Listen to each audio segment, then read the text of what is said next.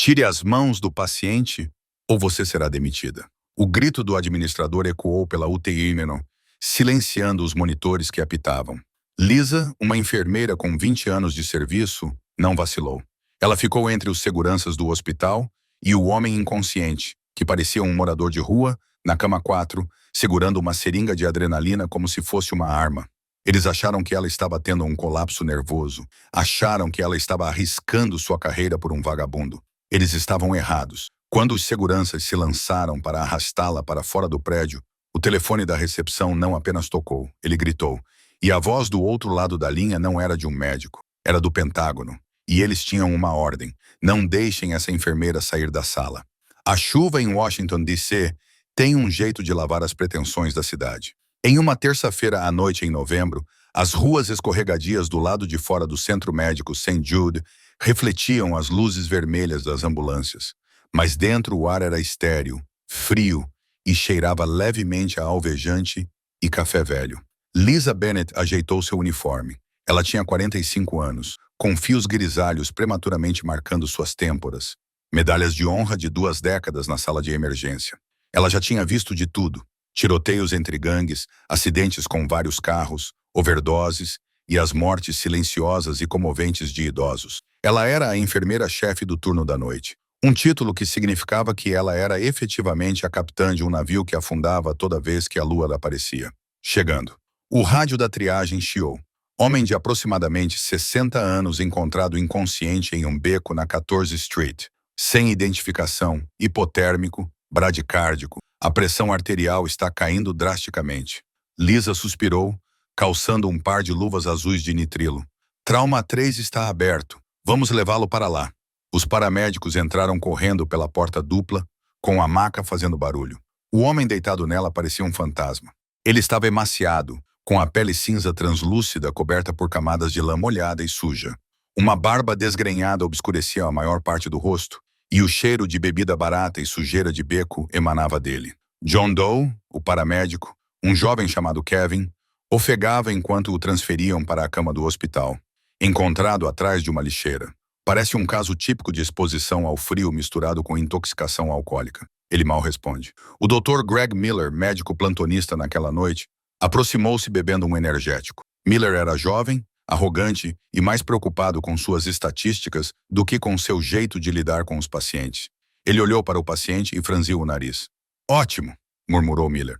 Outro frequentador assíduo. Façam um exame toxicológico. Aqueçam-no com alguns cobertores e deixem-no no corredor assim que ele estiver estável. Precisamos da sala de trauma para casos reais. Ouvi dizer que há um engavetamento na rodovia. Lisa olhou para o homem. Algo não parecia certo. Ela já havia tratado centenas de pacientes sem teto. Conhecia os sinais do alcoolismo crônico, os estragos da vida nas ruas. Mas, ao cortar o casaco encharcado do homem para colocar os eletrodos do ECG, ela notou suas mãos. Elas estavam calejadas, sim, mas não como as de um trabalhador manual ou de alguém que vivia na rua há décadas. Os calos eram específicos, concentrados ao longo do dedo indicador e da palma da mão. Doutor, disse Lisa com voz firme, a frequência cardíaca dele é 38. Não é só frio, é um bloqueio.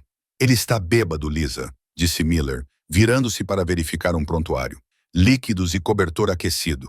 Leve-o daqui em 10 minutos. Lisa não se moveu. Ela pegou uma tesoura e continuou cortando a camisa do homem. Foi quando ela viu. Não era uma tatuagem. Era uma cicatriz. Mas não era um ferimento aleatório causado por uma briga com facas ou uma queda.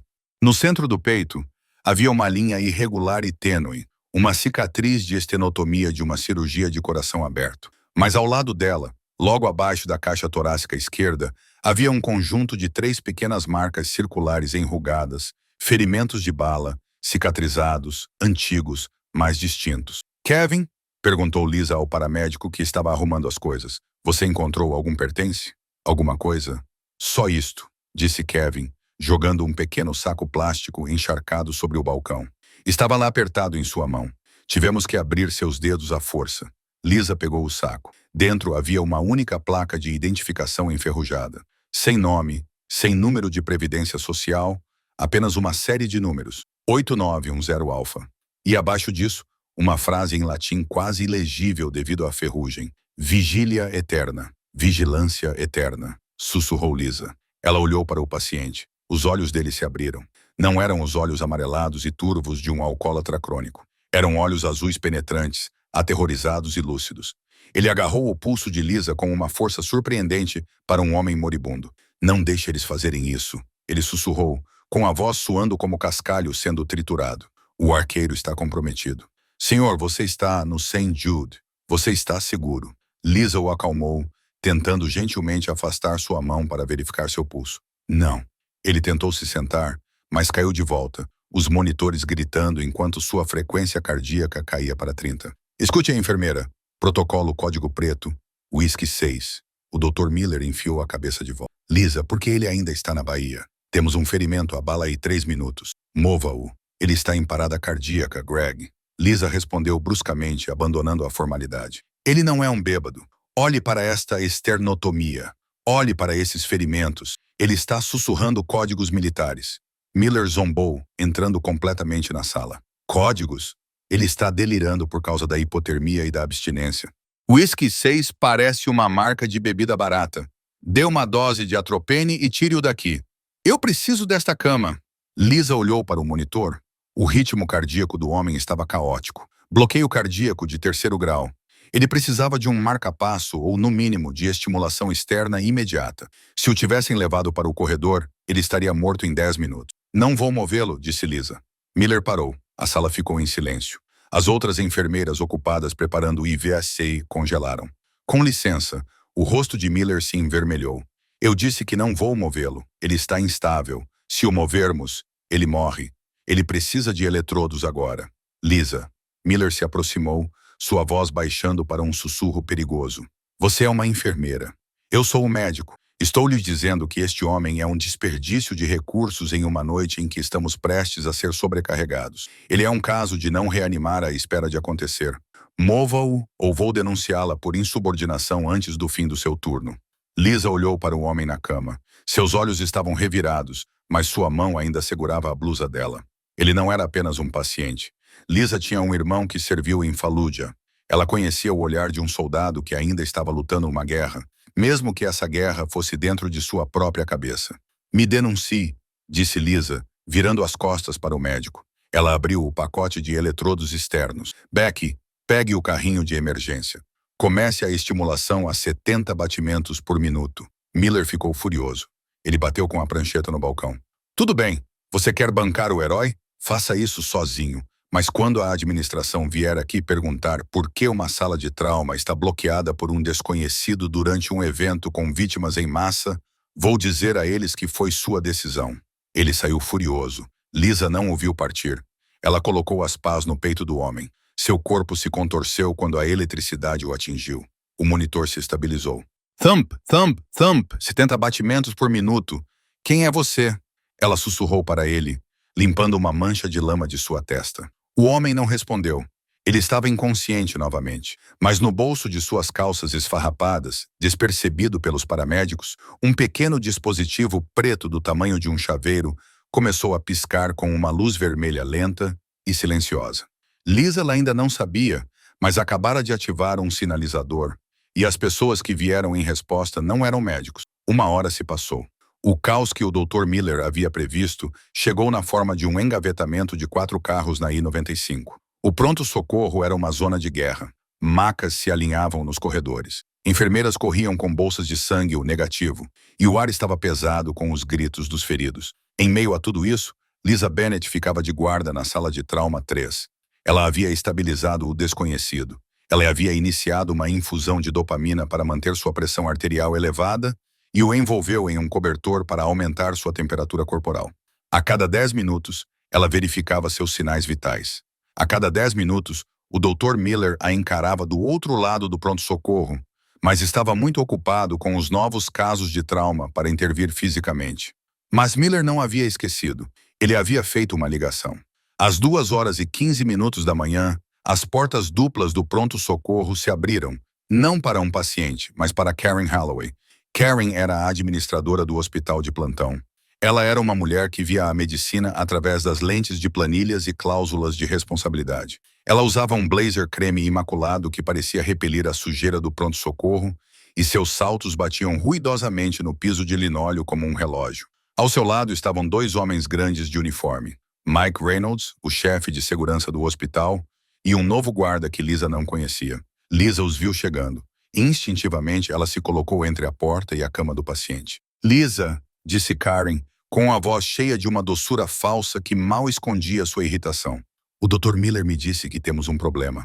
"Temos um paciente", corrigiu Lisa cruzando os braços. "Condição crítica, arritmia cardíaca grave, hipotermia."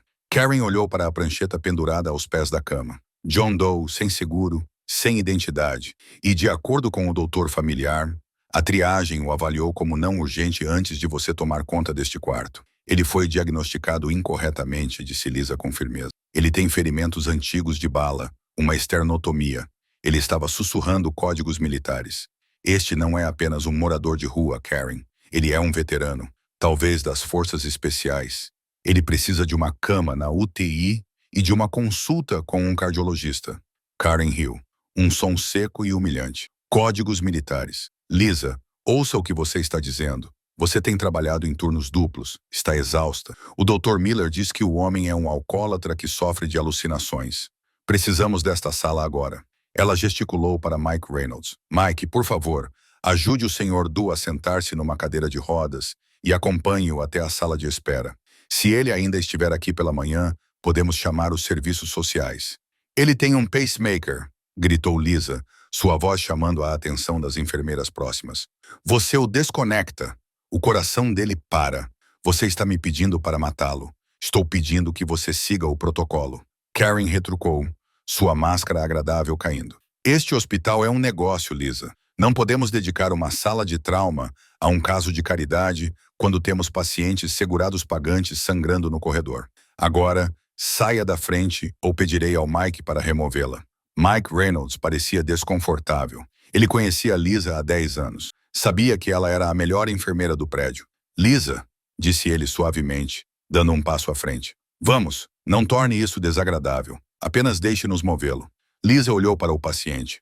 Sua cor estava melhorando ligeiramente, o cinza se transformando em um rosa pálido. Ele estava lutando para viver. Ela não podia abandoná-lo.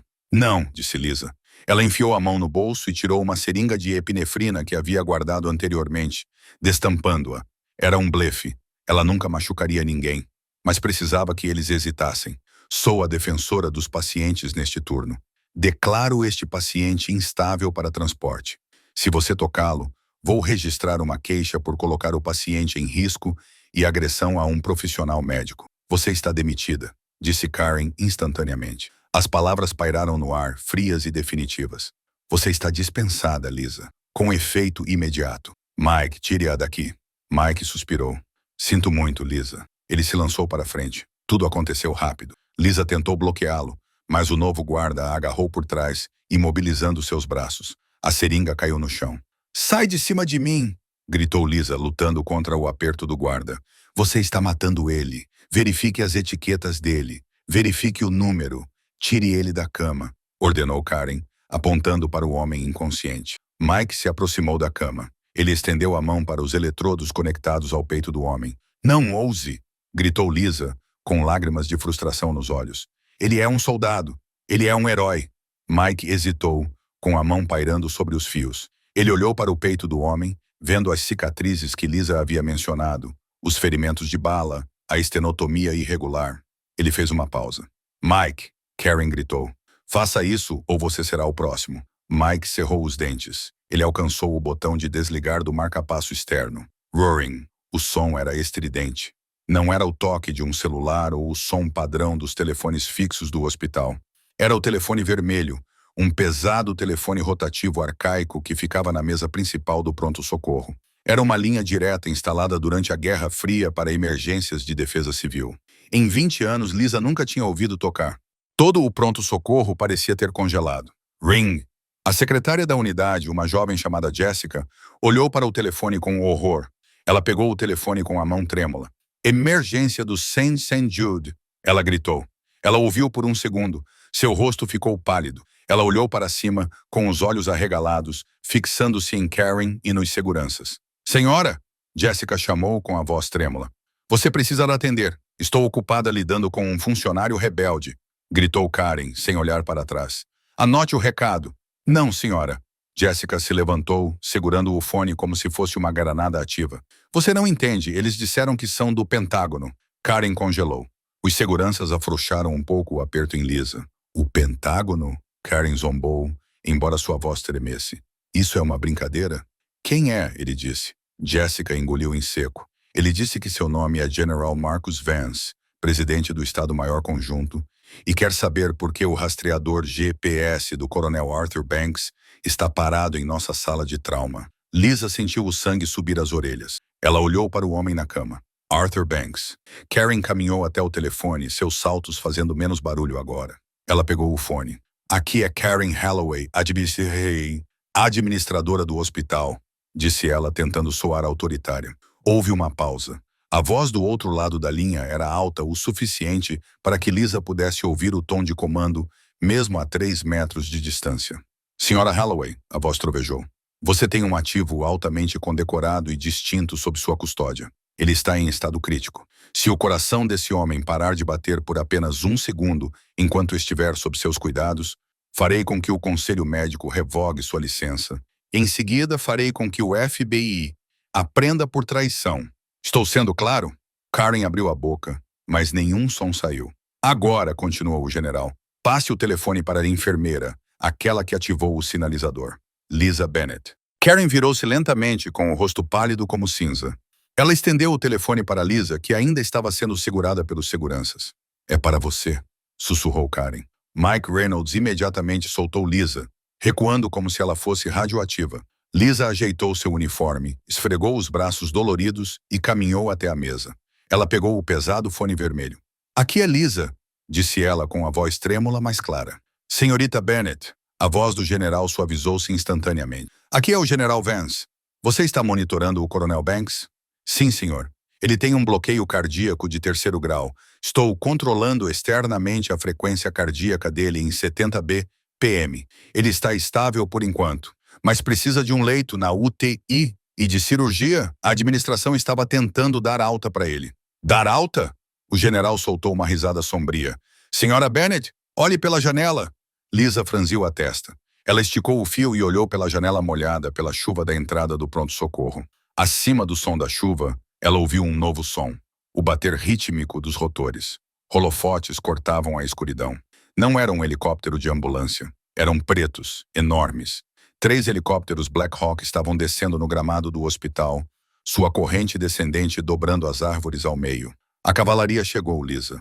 O general Vance disse, não deixe ninguém tocá-lo até que meus homens estejam dentro. Você está no comando daquela sala até que eu diga o contrário.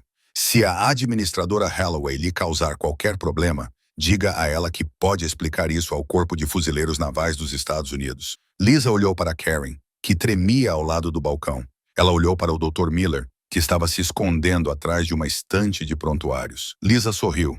Entendido, general. Eu cuido dele. Ela desligou o telefone. Virou-se para Mike Reynolds. Mike, disse calmamente. Guarde a porta. Ninguém entra na sala de trauma 3 sem minha permissão, especialmente ela. Ela apontou para Karen.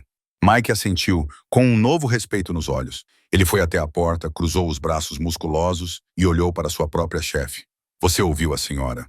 As portas duplas do pronto-socorro se abriram, mas dessa vez não eram paramédicos. Era um esquadrão de 6 homens em equipamento tático completo, com rifles baixos, movendo-se com precisão assustadora. O verdadeiro drama estava apenas começando. O silêncio que tomou conta da sala de emergência era mais pesado do que os aventais de chumbo usados em radiologia. 6 homens, vestidos com equipamentos táticos pretos, sem nenhuma insígnia além de um discreto emblema da bandeira americana nos ombros, se espalharam pela sala. Seus movimentos eram fluidos, silenciosos e assustadoramente sincronizados. Eles não pareciam equipes da SWAT da polícia. Moviam-se como predadores entrando em uma clareira. O líder, uma figura imponente com uma cicatriz na sobrancelha, abaixou o rifle, mas não o guardou.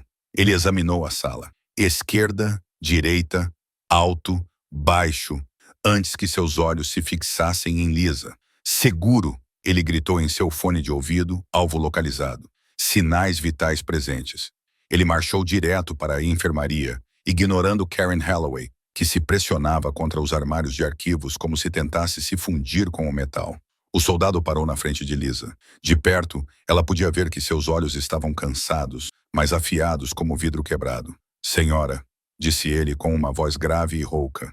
Sou o Capitão Hayes, do 1º Destacamento Operacional das Forças Especiais Delta. Você é Bennett? Eu sou, disse Lisa, surpresa por sua voz não ter falhado. Ela ainda segurava o fone vermelho do telefone, embora a linha estivesse morta. Bom trabalho, disse Hayes. Ele olhou para o homem inconsciente na sala de trauma 3. Ele está estável para transporte. O helicóptero está no gramado, mas a tempestade está se aproximando rapidamente. Temos talvez 5 minutos antes que o teto fique baixo demais para a decolagem. Lisa balançou a cabeça imediatamente. Absolutamente não. Ele mal está aguentando. Estou monitorando-o externamente, mas seu coração está irritável. A vibração da decolagem do helicóptero por si só poderia levá-lo à fibrilação ventricular. Se você movê-lo agora, estará transportando um cadáver. Hayes franziu a testa, tocando seu fone de ouvido. Comando, aqui é Bravo 1. A enfermeira diz que o pacote é muito frágil para ser movido. Aconselhem. Ele ouviu por um momento, cerrando os dentes. Entendido. Vamos aguardar no solo. Ele se virou para a sala, levantando a voz. Todos, prestem atenção. Esta instalação está agora sob a jurisdição temporária do Departamento de Defesa. Ninguém sai. Ninguém entra. Todos os celulares no balcão agora. Se você tentar fazer uma ligação, enviar uma mensagem de texto ou postar nas redes sociais, será detido. Você não pode fazer isso. Karen Holloway de repente encontrou sua voz. Ela se afastou do armário, alisando a saia, tentando invocar a autoridade que exercia tão eficazmente contra zeladores e enfermeiras juniores. Este é um hospital privado. Você não tem o direito de comandar meu pronto-socorro. Exijo ver um mandado. O capitão Hayes olhou para ela com o desinteresse que se teria por um chihuahua latindo. Senhora, o homem naquela cama é classificado como nível 1. Se ele morrer porque você quis ver a papelada, não precisarei de um mandado. Precisarei de uma pá. Karen engasgou, seu rosto ficando vermelho e manchado. De repente, o alarme na sala de trauma 3 disparou. Um som agudo e contínuo que todos os profissionais médicos temem. Lisa se virou. Ele está em parada cardíaca. Ela correu de volta para a sala, com Hayes logo atrás dela. O monitor estava uma bagunça caótica de linhas onduladas. VB! Gritou Lisa. Mike, saia do caminho. Becky, carregue as pás. 200 joules. O Dr. Miller, que estava encolhido perto do armário de suprimentos, não se moveu. Ele estava olhando para os rifles dos soldados, paralisado pelo medo. Doutor! Miller! Gritou Lisa. Preciso que você vá para a cabeceira da cama. Ele precisa de uma via aérea. Miller balançou a cabeça com as mãos tremendo violentamente. Eu não consigo. As armas. Não consigo trabalhar assim. Tirem-no daqui, gritou Lisa, batendo com as pás no peito do Coronel Bank. O corpo convulsionou. O monitor reiniciou. Linha plana. Depois, uma linha irregular. Depois, caos novamente. Ainda em VIB, disse Lisa, com o coração a bater forte contra as costelas. Carregando novamente. 300 joules. Miller, venha cá e entúbio. Ou juro por Deus, vou testemunhar contra você na sua audiência por negligência. Miller cambaleou para a frente, parecendo que ia vomitar. Ele agarrou o laringoscópio, mas suas mãos tremiam tanto que ele nem conseguia abrir a boca do paciente. A lâmina de metal bateu contra os dentes do Coronel Banks, lascando um deles. Pare! Gritou Lisa. Ela empurrou o médico para o lado. Foi uma atitude que pôs fim à sua carreira. Uma enfermeira afastando fisicamente um médico durante uma emergência, mas ela não se importava. Capitão Hayes, disse Lisa sem levantar os olhos, enquanto pegava o saco de ambu para respirar manualmente pelo paciente. Algum dos seus homens tem treinamento médico? Sargento Cole, gritou Hayes. Um soldado corpulento com uma mochila pesada correu para a frente. 18 Delta, senhora. Médico de combate. Abra as vias respiratórias agora, ordenou Lisa. Miller é inútil. O soldado não hesitou. Ele jogou o rifle nas costas, moveu-se com precisão e, em 10 segundos, colocou um tubo na garganta do coronel. Bons sons respiratórios, relatou Cole. Carregando, gritou Lisa. Limpo. Bum. Silêncio. A sala prendeu a respiração. Até Karen Holloway estava observando. Sua boca estava aberta. Bip, bip, bip. Ritmo sinusal. Era fraco, mas estava lá. Ele voltou. Lisa exalou, enxugando o suor da testa com o ombro. Mas o marca-passo externo não é suficiente. Os eletrodos estão queimando sua pele e a conexão é instável. Ele precisa de um fio de marca-passo transvenoso temporário inserido em seu coração imediatamente. Ela olhou para o Dr. Miller. O médico estava encostado na parede, pálido e suando. Ele não estava em condições de realizar um procedimento delicado e invasivo. Não posso fazer isso, sussurrou Miller. Não sou cardiologista, não temos um cardiologista, retrucou Lisa. O plantonista está a 40 minutos daqui, com essa chuva. Lisa olhou para a bandeja de instrumentos. Ela já tinha visto o procedimento ser feito centenas de vezes. Ela conhecia a anatomia. Ela conhecia os riscos, mas ela era enfermeira. Se ela cortasse um paciente, não estaria apenas arriscando sua licença. Estaria arriscando a prisão. Ela olhou para o Coronel Banks. Seu rosto estava relaxado, indefeso. O homem que lutou por seu país, que carregava cicatrizes de tortura, iria morrer por causa da burocracia hospitalar e de um médico covarde. Lisa pegou a bata esterilizada e as luvas. Enfermeira Bennett, gritou Karen Holloway da porta. Se você pegar esse bisturi, está acabada. Você não é cirurgiã. Será acusada de agressão e lesão corporal. Lisa parou, com o bisturi pairando sobre o kit. O capitão Hayes se colocou entre Lisa e Karen. Colocou a mão na arma, sem sacá-la, apenas mantendo-a ali. Senhorita Holloway, disse Hayes calmamente, de acordo com o Código Uniforme de Justiça Militar em uma zona de combate, promoções de campo são autorizadas para garantir o sucesso da missão. Estou designando esta sala de trauma como zona de combate. Ele se virou para Lisa. Você está no comando, Tenente Bennett. Salve a vida dele. Lisa não perdeu um segundo. Becky, prepare o pescoço. Betadine, lidocaína. Vamos lá. Nos 20 minutos seguintes, o pronto-socorro ficou em silêncio, exceto pelos comandos calmos de Lisa. Ela fez a incisão. Encontrou a veia jugular. Com mãos firmes, mãos que seguraram pacientes moribundos, confortaram mães chorando e limparam a bagunça da cidade. Ela enfiou o fio em direção ao coração. Observou o monitor. Ela precisava fazer com que a ponta do fio tocasse a parede do ventrículo direito. Se fosse muito superficial, não funcionaria. Se fosse muito profundo, ela perfuraria o coração e o mataria. Avançar. Ela sussurrou para si mesma. Avançar. O monitor mudou repentinamente. As ondas caóticas se transformaram em picos altos e fortes. Captura! Temos captura! Lisa suspirou. Defina-se a frequência para 80. O coração respondeu instantaneamente. Bip, bip, bip. Forte e regular. Lisa prendeu a linha e deu um passo para trás, tirando as luvas ensanguentadas. Suas mãos começaram a tremer só agora que tudo tinha acabado. O sargento Cole olhou para ela e acenou com a cabeça. Excelente trabalho, mãe. Já vi cirurgiões falharem nisso em campo. Você tem sangue frio. Lisa virou-se para olhar para a porta. Karen Holloway tinha ido embora. O Dr. Miller estava olhando para o chão, mas o alívio durou pouco. As luzes do pronto-socorro piscaram 1, 2 vezes, e então todo o hospital mergulhou na escuridão. Os geradores de emergência ligaram com um zumbido baixo, acendendo as luzes vermelhas fracas de emergência. Mas os monitores do Coronel Banks piscaram e não voltaram a funcionar imediatamente. O capitão Hayes bateu em seu fone de ouvido. Comando! Comando! Você está me ouvindo? Estática. As comunicações estão bloqueadas, anunciou Hayes com a voz tensa. Ele engatilhou seu rifle. Eles cortaram a energia e estão bloqueando o sinal. Ele olhou para Lisa. Eles estão aqui. As luzes de emergência projetavam sombras longas e assustadoras pela sala de trauma. A chuva batia contra as janelas como punhados de cascalho, um ritmo implacável que mascarava os sons do mundo exterior. Quem está aqui? Perguntou Lisa, em voz baixa. Ela se aproximou instintivamente do paciente, verificando a bateria reserva do marca-passo que acabara de instalar. Graças a Deus, estava funcionando.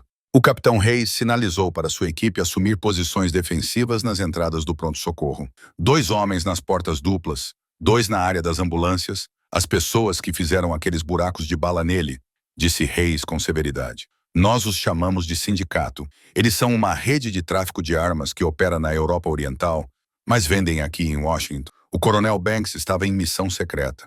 Perdemos contato com ele há 6 meses. Lisa olhou para o rosto magro do homem. Ele está nas ruas há 6 meses. Ele estava se escondendo.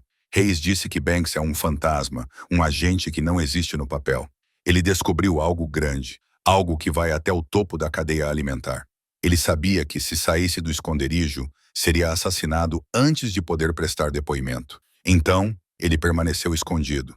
Ele se misturou, mas adoeceu. Lisa percebeu o bloqueio cardíaco, a exposição. Seu corpo não aguentou. Hayes assentiu. Ele acionou o sinalizador como último recurso. Ele sabia que isso nos traria até lá, mas também sabia que alertaria eles. Esse sinal é criptografado, mas o sindicato tem tecnologia que pode triangulá-lo. Então, ao salvá-lo, Lisa começou. Você pintou um alvo neste prédio, Hayes concluiu. Mas você fez a coisa certa. Se ele morrer, as informações em sua cabeça morrem com ele, e essas informações valem mais do que o PIB de um pequeno país. Nesse momento, um feixe de luz de lanterna cortou a escuridão do corredor. Karen Holloway voltou pisando forte para a sala de trauma, seguida por Mike Reynolds, o segurança. Isso é inaceitável, sussurrou Karen, sua voz ecoando no silêncio do pronto-socorro. A energia está cortada. Os geradores mal estão aguentando. Temos pacientes em ventiladores na UTI. Vou chamar a polícia. Os telefones estão mortos, Karen, disse Mike, sua voz surpreendentemente firme. Telefones fixos, celulares, tudo. É um apagão total. Bem, conserte isso. Karen se virou para o Capitão Hayes. Você trouxe isso para cá. Você e seus jogos de guerra. Quero você fora do meu hospital. Hayes a ignorou, olhando para Mike. Você é o chefe de segurança. Sim, senhor, Mike disse, endireitando-se. Quantas saídas há nesta ala? Entrada principal, área de ambulâncias e um corredor de serviço que leva à cafeteria e à doca de carga. Mike respondeu prontamente. Tranque-as, Hayes ordenou. Meus homens estão cobrindo a frente, mas preciso de olhos na doca de carga. Não vou fazer nada por você, Karen interrompeu. Mike, fique aqui. Eu estou dando as ordens. Mike olhou para Karen. Ele olhou para Lisa, que estava em posição protetora ao lado do coronel. Ele olhou para os soldados se preparando para um cerco. Com todo o respeito, senhorita Holloway, Mike disse, tirando o rádio do cinto. Cale a boca. Karen ficou boquiaberta. Com licença. Você tentou jogar um veterano moribundo na chuva, disse Mike, aproximando-se dela, sua grande estatura elevando-se acima dela. E agora temos bandidos cortando a energia. Sou um ex-fuzileiro naval, Karen. Sei quando a cadeia de comando muda. Lisa está comandando a parte médica. O capitão está comandando a segurança. Você só está atrapalhando. Vá para o seu escritório e tranque a porta. Mike virou-se para Hayes. Tenho uma espingarda calibre 12 no armário de segurança e 2 caras do turno da noite que sabem como usá-la vão ficar na doca de carga. Hayes assentiu, um raro sorriso tocando seus lábios. Bom homem, vá. Mike correu para a escuridão. Lisa, disse Hayes, voltando sua atenção para ela. Precisamos movê-lo. Esta sala de trauma é um aquário. Seja o que for que entre por aquelas portas, estaremos indefesos aqui. A sala de ressonância magnética, sugeriu Lisa imediatamente. Fica no interior do prédio. Paredes grossas revestidas com blindagem de cobre. Pode bloquear o sinal de interferência e é defensável. Apenas uma porta pesada para entrar e sair. Mostre o caminho, disse Hayes. Eles desconectaram o coronel dos monitores de parede, contando com o monitor de transporte portátil. O sargento Cole e Hayes ficaram na cabeceira e nos pés da cama. Vamos, sussurrou Hayes. Eles se moveram em formação fechada pelos corredores escuros. O hospital estava sinistro. Enfermeiras e pacientes se amontoavam nos quartos sussurrando, seus rostos iluminados pelo brilho pálido das placas de saída de emergência. Ao passarem pela sala de espera, Lisa viu algo que fez seu sangue gelar. Através do vidro da entrada principal, além das portas automáticas manchadas pela chuva, 3 SUVs pretos haviam parado na calçada, bloqueando as ambulâncias. Homens com capas de chuva estavam saindo. Eles não estavam com pressa. Estavam calmos, carregavam objetos longos parecidos com guarda-chuvas, que Lisa sabia que não eram guarda-chuvas. Capitão, sussurrou Lisa. 3 horas.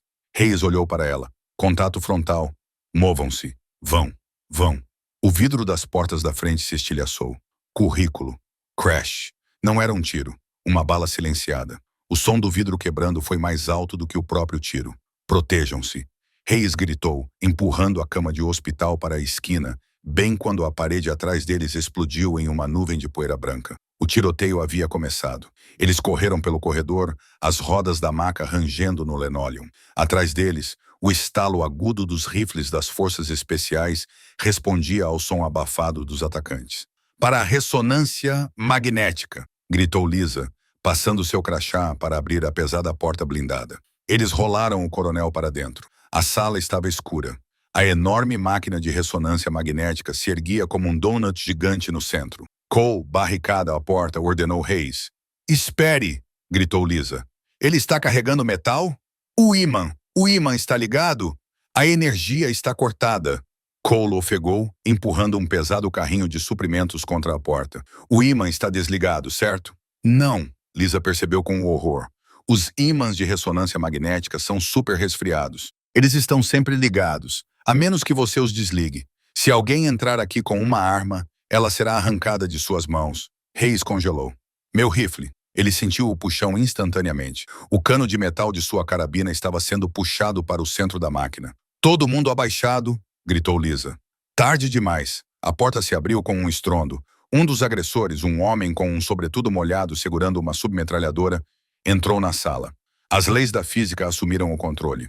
A máquina de ressonância magnética, um monstro de 3 Teslas, agarrou a submetralhadora. A arma voou da mão do homem, voando pelo ar como um míssil, e bateu no interior do ímã com um estrondo ensurdecedor. O agressor olhou para as mãos vazias, atordoado. O capitão Hayes não hesitou. Ele sacou sua arma, uma Glock de polímero, quase toda de plástico, mas com o slide e o cano de aço. Ele teve que lutar contra a atração, mirando a 45 graus de distância da máquina apenas para conseguir apontar o cano diretamente. Bang! O agressor caiu no chão.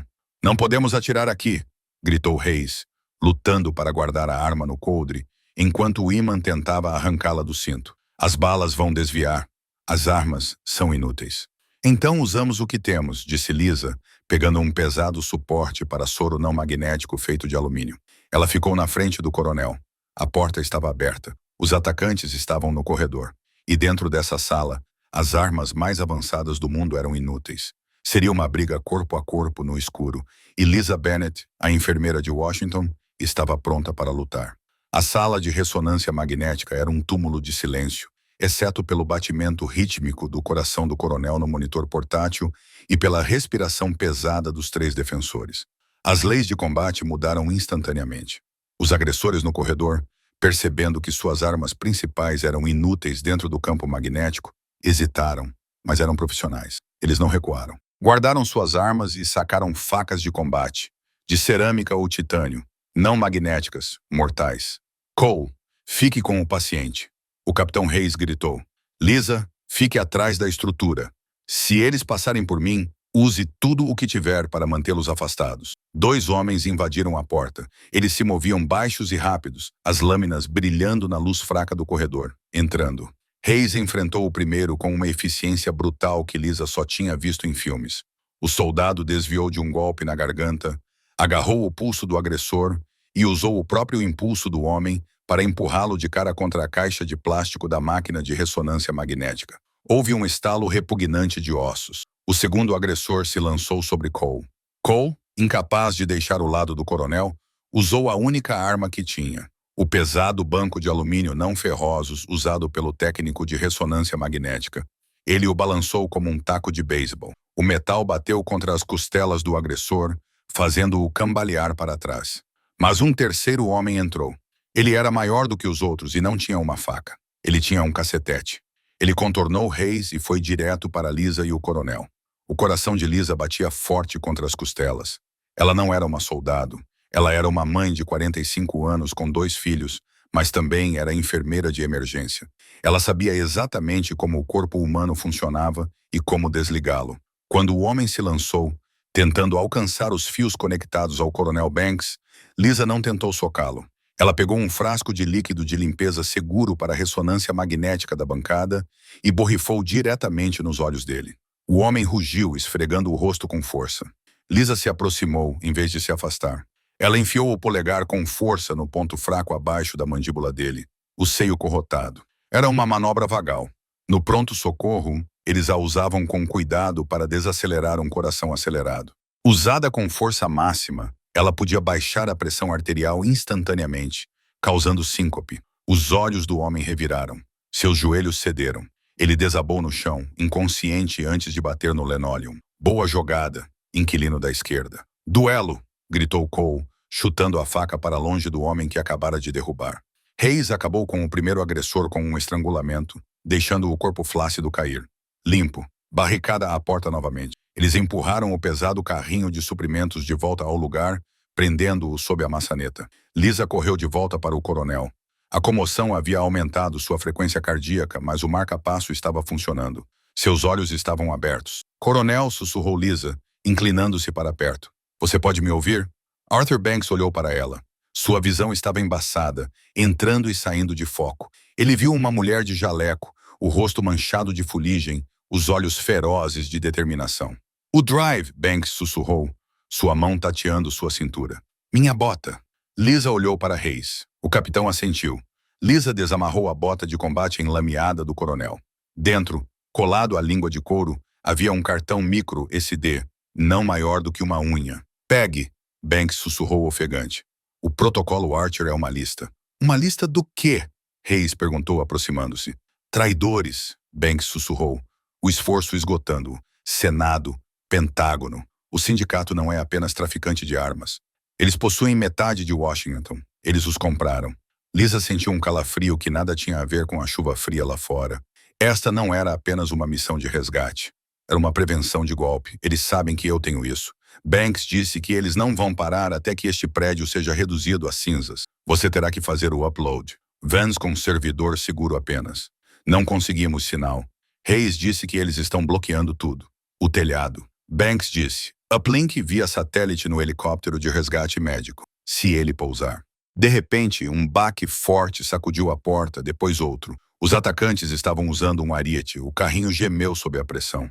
Não podemos ficar aqui, disse Cole, olhando para o relógio. Eles vão invadir em menos de 1 minuto, e se não puderem atirar em nós, vão nos queimar.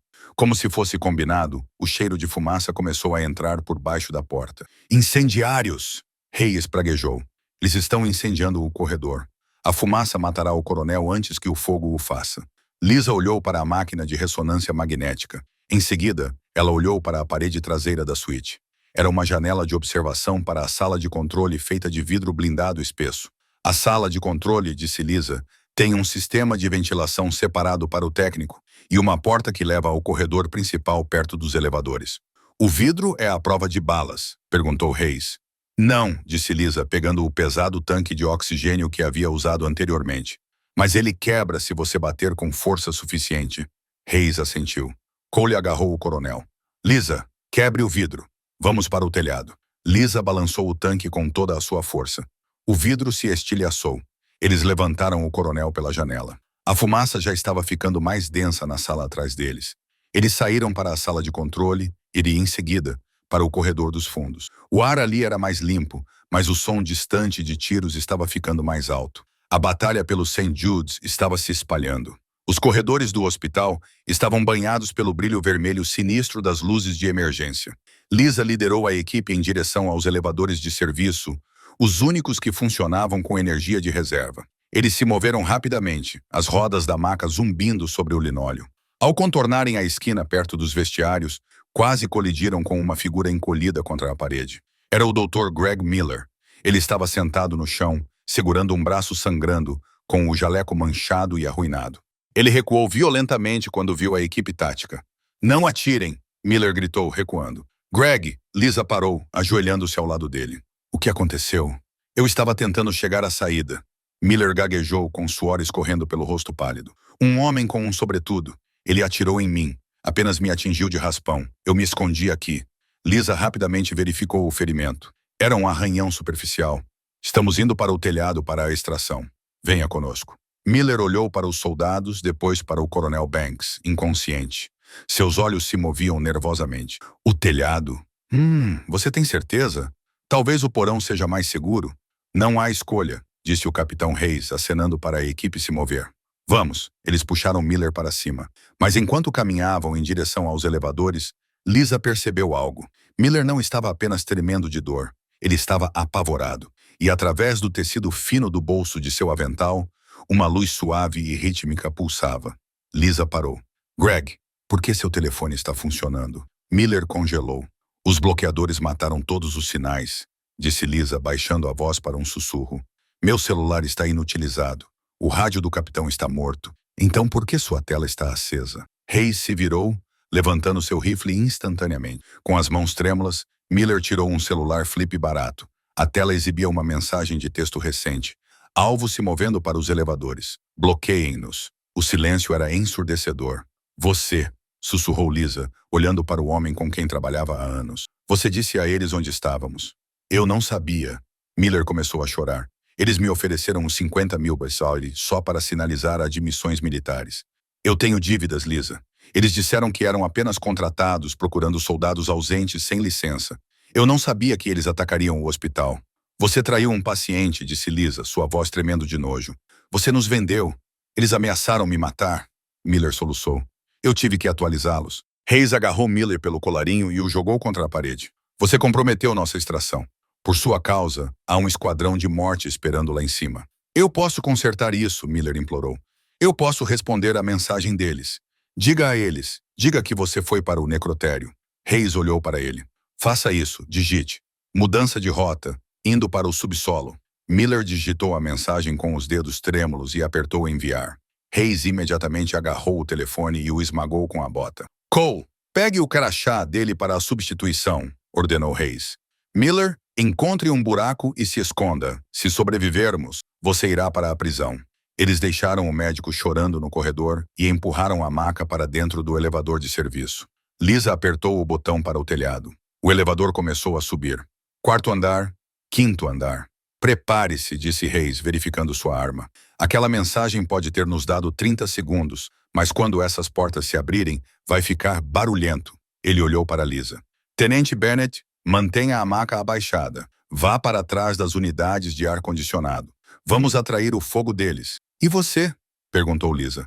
Hayes sorriu, com uma expressão de lobo destemida. Somos Delta. Não morremos facilmente. Din. As portas se abriram para um mundo de vento e chuva. O telhado era uma tempestade caótica. Mas através da chuva torrencial, Lisa viu a salvação. Um helicóptero Black Hawk modificado e furtivo pairava a poucos centímetros acima do heliporto, seus rotores cortando o ar. Mas entre eles e a aeronave, 4 figuras escuras saíram das sombras das chaminés de ventilação. A diversão não enganou todos eles. Controle! Gritou Hayes. Ele e Cole saíram do elevador, seus rifles suprimidos disparando. Tip, tip, tip. Lisa permaneceu abaixada, empurrando a pesada maca com toda a sua força. Balas ricocheteavam no concreto a centímetros de seus pés, mas ela não recuou. Ela manteve os olhos na porta do helicóptero. Ande! Ande! Gritou o chefe da equipe, acenando para que ela avançasse. Um atirador flanqueou-os, levantando a arma para Lisa. Hayes viu. Ele não tinha um ângulo de tiro claro, então fez a única coisa que podia. Ele jogou seu corpo na linha de fogo. Hayes grunhiu quando uma bala atingiu sua placa peitoral, derrubando-o para trás. Mas ele se levantou instantaneamente, disparando sua arma e derrubando o atacante. Vá, Lisa! Gritou Hayes. Sangue manchava seus dentes. Ela alcançou o helicóptero. Mãos fortes agarraram o coronel e o puxaram para dentro. Lisa foi puxada em seguida, aterrissando com força no chão de metal molhado. Ela olhou para trás. Cole estava arrastando o capitão Hayes em direção à porta aberta, enquanto disparava tiros de cobertura. O artilheiro da porta abriu fogo com a minigun, destruindo o teto e forçando os mercenários do sindicato a se jogarem para se proteger. Cole jogou uma granada de fumaça na cabine e mergulhou atrás dele. Limpo. Vá! Vá! O helicóptero inclinou-se bruscamente, subindo para o céu. Lisa viu o hospital encolher abaixo deles, as luzes vermelhas das ambulâncias desaparecendo na distância. Ela olhou para o capitão Hayes. Ele estava segurando o peito, fazendo uma careta, mas deu-lhe um sinal de positivo com o polegar. Eles estavam vivos. A voz do piloto crepitou no fone de ouvido. Comando, aqui é Dust-Off 1. Pacote seguro. Rumo a Andrews. Uma pausa. Então, uma voz fria e mecânica interrompeu. Dust-Off 1. Aqui é o controle de tráfego aéreo. Vocês não têm autorização para Andrews. Pousem imediatamente no setor 4 ou serão atacados. O piloto empalideceu. Isso não é o ATC. Esse sinal está vindo de cima de nós. Um alarme estridente encheu a cabine. Whip, whip, whip. Míssil travado. O piloto gritou. Segurem-se. Eles ainda não estavam fora da luta. Eles eram a presa. O Black Hawk inclinou-se violentamente para a esquerda, inclinando-se com tanta força que Lisa sentiu o estômago cair nos sapatos. Sinalizadores, sinalizadores, sinalizadores, gritou o piloto. Uma série de explosões ofuscantes de magnésio branco explodiu da lateral do helicóptero, cruzando a noite chuvosa como estrelas cadentes. Um segundo depois, um míssil deixando um rastro de fogo passou rugindo pela porta aberta, errando o rotor de cauda por poucos centímetros. Ele detonou contra os foguetes em um estrondo ensurdecedor de trovão e luz. O helicóptero estremeceu com a onda de choque, caindo 15 metros antes que o piloto conseguisse recuperá-lo sob controle. Eles erraram, gritou Cole, segurando-se na correia. Mas eles estão travando novamente. Não consigo despistar um drone com esta carga, gritou o piloto de volta. Eu sou um alvo fácil. Lisa olhou para o Coronel Banks. Ele estava acordado, com os olhos fixos no teto da cabine, ouvindo o sinal de morte do receptor de alerta de radar. Ele enfiou a mão no bolso e tirou o cartão micro SD. Capitão, disse Banks, com voz fraca, mas autoritária. Se cairmos, engula isso. Hayes balançou a cabeça com sangue manchando os dentes. Não vamos cair, coronel. Hayes ligou seu fone de ouvido, ignorando os canais bloqueados e transmitindo na frequência de emergência aberta. Mayday, Mayday, aqui é Dust Off One, sob fogo no setor 4. Temos o pacote Archer, solicitando apoio aéreo imediato. Estática. Então, uma voz fria e calma cortou o ruído. Dust Off One, que é Viper Leader, olhe para cima. Lisa olhou pela janela. Acima das nuvens de chuva, 2 estrondos sônicos rasgaram o ar. 2 F-16 Fighting Falcons rasgaram o céu noturno. Seus pós-combustores brilhavam como olhos de fogo. Viper 2, engaje o Bandit, ordenou a voz. Um dos jatos inclinou-se, disparando um míssil ar. Um raio de luz atingiu o drone invisível que se escondia nas nuvens acima deles. Uma enorme bola de fogo iluminou o horizonte de Washington. Um abatido, relatou o piloto. Um retirado. Vocês estão livres para o Pentágono. Nós os levaremos para casa. Lisa recostou-se no assento, lágrimas de alívio misturando-se com a fuligem em seu rosto. Cole deu um tapinha em seu ombro. Eu disse, tenente, nós não morremos facilmente. 10 minutos depois, eles pousaram no heliporto do Pentágono. Os rotores mal haviam parado de girar quando uma equipe médica cercou a aeronave. Mas eles não estavam sozinhos. Em pé na chuva, ladeado por uma dúzia de fuzileiros navais, estava o general Marcus Valance. Ele não parecia um burocrata. Parecia um homem pronto para destruir o mundo para proteger seu povo. Enquanto descarregavam o coronel Banks, o general caminhou até a maca. Ele apertou a mão de Banks. Bem-vindo de volta, Arthur, disse Vance suavemente. A lista, sussurrou Banks, entregando o pequeno cartão. Está tudo lá.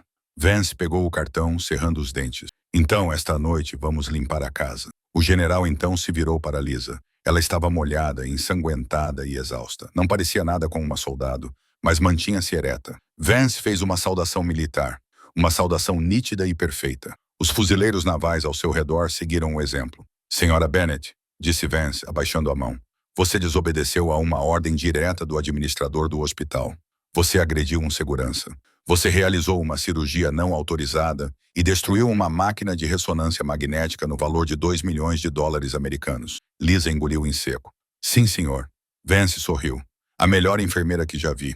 As manchetes abalaram a nação. O escândalo Archer levou à prisão de 3 senadores, 2 funcionários do Pentágono e ao desmantelamento da célula do sindicato em Washington. O Dr. Greg Miller foi preso na fronteira canadense tentando fugir com uma bolsa cheia de dinheiro. Ele está cumprindo 20 anos de prisão por conspiração e perigo à segurança pública. Karen Holloway foi demitida na manhã seguinte ao incidente, a diretoria do Saint. Judy não gostou nada de uma administradora que tentou expulsar um condecorado com a medalha de honra que estava morrendo. Quanto a Lisa, ela não perdeu o emprego. Na verdade, ela não conseguia andar pelo pronto-socorro sem que alguém parasse para apertar sua mão. Mas ela não ficou no St. Jude por muito mais tempo. Em uma terça-feira ensolarada, Lisa entrou em seu novo escritório. A placa na porta não dizia enfermeira-chefe. Dizia, Lisa Bennett, diretora de treinamento médico, Walter Reed, Centro Médico Militar Nacional. Ela sentou-se, pegou um arquivo e sorriu. O telefone tocou. Diretora Bennett, disse a voz do outro lado da linha. Temos um caso crítico chegando. Precisamos da sua atenção. Lisa pegou seu estetoscópio. Estou a caminho. E essa é a história de como uma enfermeira enfrentou um hospital, um médico traidor e um exército mercenário para salvar a vida de um herói. Lisa provou que você não precisa de um distintivo ou de uma arma para ser um guerreiro. Às vezes, Tudo o que você precisa é de um estetoscópio e da coragem de dizer não.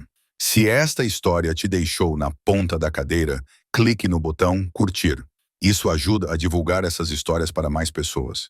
E se você acredita que nossas enfermeiras e veteranos merecem o maior respeito, compartilhe este vídeo com um amigo. Não se esqueça de se inscrever e ativar o sino para nunca perder uma história de heroísmo da vida real. O que você teria feito se estivesse no lugar de Lisa? Você teria arriscado sua carreira para salvar um estranho? Conte para mim nos comentários abaixo. Obrigado por assistir e fique